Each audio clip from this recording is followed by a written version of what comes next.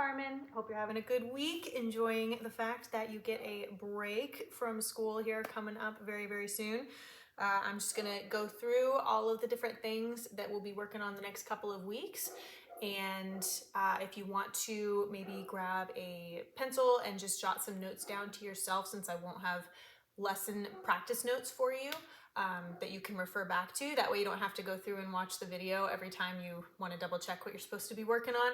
Or if you prefer to just go back to the video, that's totally fine too. Either way, whatever's best for you, but that might be a good idea if you want to just write some stuff down as you watch the video. That way you just have some written notes in case you want to refer back to them later. So the warm-up that we were going to do yesterday, I'm going to record and send to you in an email separately so that way you still have the recording. You have something a little bit different to add to your recorded warm-ups to work on the next couple of weeks. The theory, we'll go over that first. I'm going to pull up your page here. Okay, so we did a great job with our first theory page. And like I said on Monday at the workshops, this is something that we have kind of postponed working on as far as the terminology and the symbols and a lot of the kind of notation side of reading music, because we just haven't really been needing to work on it yet. So don't feel like you're behind at all compared to other people who have been working on this in piano lessons for a couple of years, okay? We're gonna get totally caught up to where they are, and again, we only just now started working on this stuff, right? So we're off to a great start. We were working on drawing in our quarter notes, half notes, and whole notes. And then we had some music math at the bottom. Your numbers are very neat, by the way. So the only thing that I noticed here, it looks like we pretty much got it perfect. The only thing I noticed is that on number 2, when we did the quarter notes with stems going down, we actually put the stems on the right side of the notes instead of on the left side. Remember, anytime you have a stem that goes down, the stem also goes on the left side of the note. And anytime your stem goes up, then it goes on the right. When you did your half notes going down, you did that perfectly. So we just want your quarter note stems to look like how you did the half note stems, okay? Very, very easy mistake to fix. And again, a lot of the theory and notation stuff that we'll work on, you'll notice there's little things that kind of tend to creep in that you're going, oh, okay, yeah, I knew that. Or it's just a very small notation rule. It's kind of like when you work on English in school, right? You have certain rules that you have to follow as far as when to put commas in a sentence, or how to use a semicolon, or when an exclamation mark is appropriate, right? So it's very similar type of stuff that we'll be dealing with when it comes to music notation. There's just certain rules we have to follow and remember, and that's part of what we'll be practicing with this book. So for next time I see you, which by the way will be January, I think I forgot to mention that so far. So our next lesson isn't until January. You get a break from our classes as well. I apologize if you can hear our neighbor's dog barking incessantly through this video. Okay, so the next thing that we'll do over the break is going to be page 4 in your book. So this is actually labeled as a sight reading exercise, and we're going to do a couple things with this. I'm going to add to the instructions that they have included in the book. So their instructions just say, practice reading through the following exercises on ta, which is not the most helpful in my opinion. So what we are going to do is we're going to modify this, okay? Instead, what I'm going to have you do is write in counts underneath the notes in groups of 4. So we're going to group the notes together in groups of 4, and you can kind of see they're already doing that, right? This looks like a group of 4 quarter notes.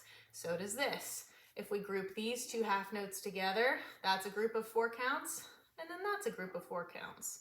Okay, so they're already kind of doing that visually on the page for you. But what I'd like you to do is think of them as groups of notes adding up to 4 counts total. So when you label it in, under this first one, sorry, I'm trying to do it backwards. Under this first one, you would write a number 1, because that's happening on beat 1. And then this quarter note would happen on beat 2.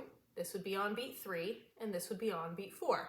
So underneath you would write 1, 2, 3, 4. Okay, not because each quarter note gets increasingly more counts, right? We're not saying the first quarter note gets 1 count and then the next quarter note gets 2 counts.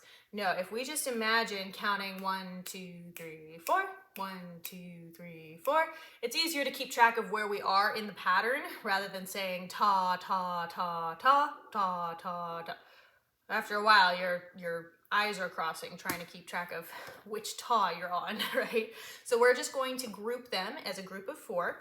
That means when you get to the half notes, right? If this is where we start our next beat 1, the half notes get 2 counts, okay? So we would write 1, 2 underneath the first one, and then the next one we would write 3, 4, okay? This gets the first 2 beats out of the group of 4. This one gets the second 2 beats out of the group of 4, okay? This is also something that your sister can help you out with if you're getting a little confused or you're not sure if you're doing it right. She has a lot of practice with doing this kind of exercise and this kind of practice, so that's a really good resource too if you want to have somebody there to kind of double check or make sure you're off to a good start. That would be a good thing to just ask her to take a quick glance at. So when you've labeled all of your counts, there's 5 different exercise patterns here with different rhythms.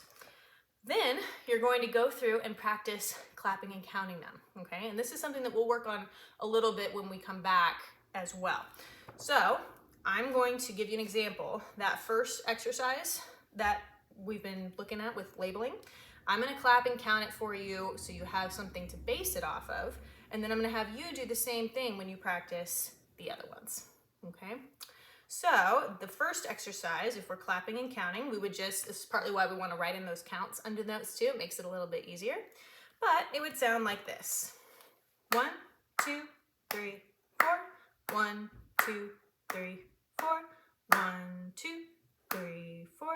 1, 2, 3, 4. So I'm only clapping when I would play or sing a note, right?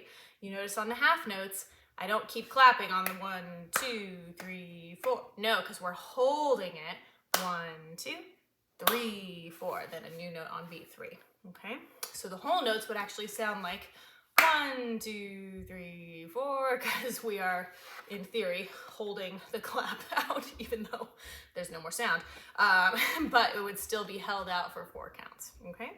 So we're gonna give that a try. Again, I know it's a little different that we're not going over it together in person, but like I said, this is something your sister can help you out with if you get stuck. And then the very last thing on this page, it says below, write your own rhythm exercise and read it aloud. So you get to choose which notes you want, but try and keep them in groups of 4 so that way, again, when we're clapping and counting it, it still kind of makes sense. We don't wanna have 18 quarter notes and then 3 half notes and 6 whole notes. It'll be really, really hard to keep track of.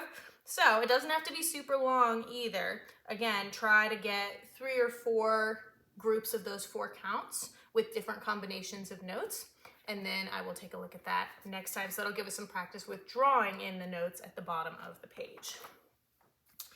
Okay, let me make a quick note here so I remember we want to go over that next time.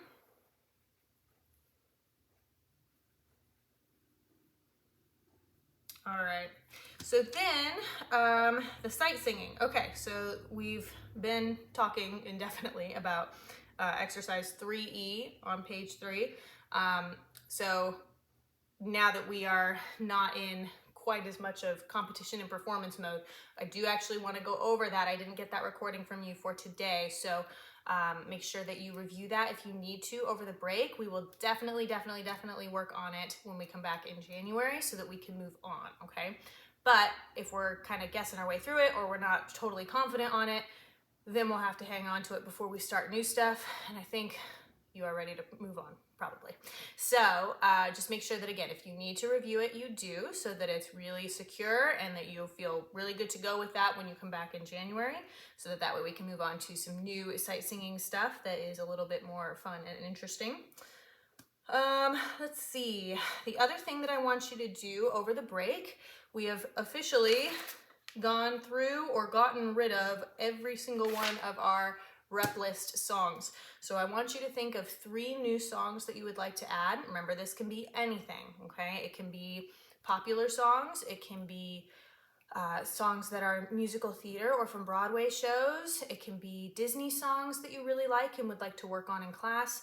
It's very much up to you, but we do want to have some options to choose from, because from this point forward, we're going to be kind of cycling back and forth between contemporary styles of music as well as Broadway and musical theater, and we're going to concentrate a little bit more on some folk songs, which is going to help get us ready to start working on classical pieces. So on that note, we are going to also start working on a new song in this book over the break.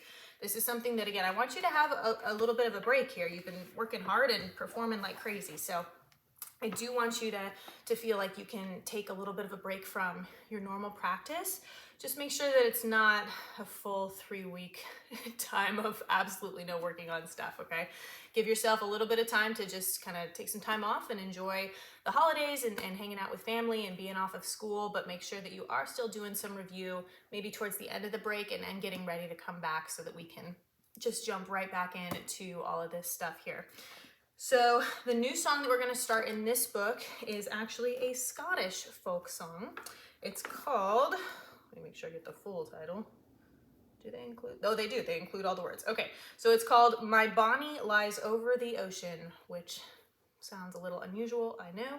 If you want, you could do a little bit of research over the break on the history of this song. It's kind of interesting. But this starts on page 181 in your book. Still can't believe how many pages there are in this book. Okay. Ta-da.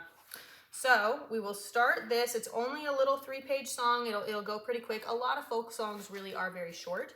So it's going to give us a chance to work on some style and technical skills that we would do very differently with either Broadway or contemporary style music. It's going to help prepare us, like I said, for working on art songs and classical pieces in the future. So what I'm going to do is I'm going to send you a recording of the melody. Before you even listen to it, the first thing I want you to do is read through your text out loud, okay? Just like you're reading through a story or a poem, if you're narrating it to somebody, that's what I want you to do here. We want to get a feel for our text and how it kind of sits in the mouth and how we want to enunciate everything and how it's all going to kind of flow together. So we want to just start by reading it out loud first, and then I will have that melody recording sent over to you. You can start listening to it and start trying to get an idea of what the melody will sound like and start singing along when you are ready, okay? So do as much with that as you are able to over the break. And when we come back, we'll work on all of that together, but I think that is everything. So like I said, make sure that you borrow your sister if you're having questions or trouble with the theory.